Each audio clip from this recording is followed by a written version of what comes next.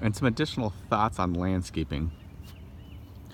Taking the existing Japanese maple and planting it right about where that cherry is. So removing the cherry, putting the Japanese maple in there, and then putting boulders around it. It would be on the far side of the walkway closest to the pond.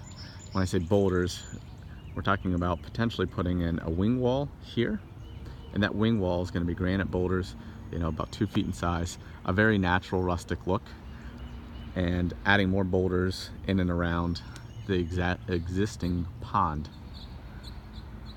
And then again, over with this Japanese maple removed, adding in blood good maples, a series of 3.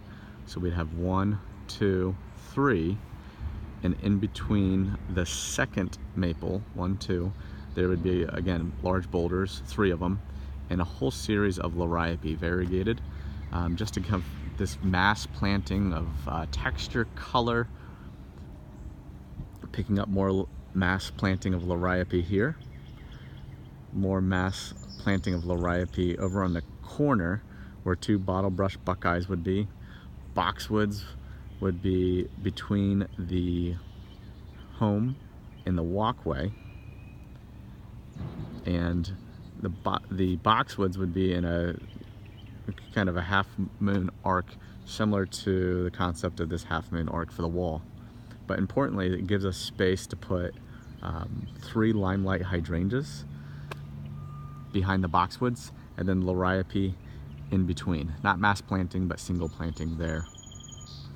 A dry creek bed, which is really cool, starting at the corner, and it's going to be beyond. We're going to have a series of 3 potentially lilacs.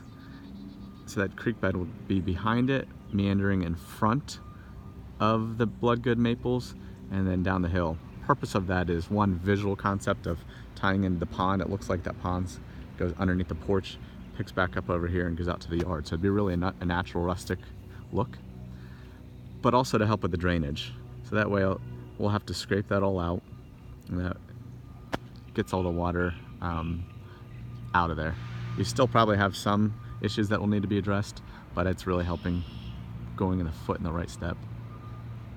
On lighting, consider putting in some lighting on the bloodgood maple trees, the birch trees, but also some down lighting. I mean, that we put the lights up, and it's actually, the term's called moonlighting, and that way it's illuminating the walkway. It's not blinding where you're seeing it unless you're looking up at it. It's a really cool concept. Path lights throughout, and path lights throughout on the Brassfield path as well.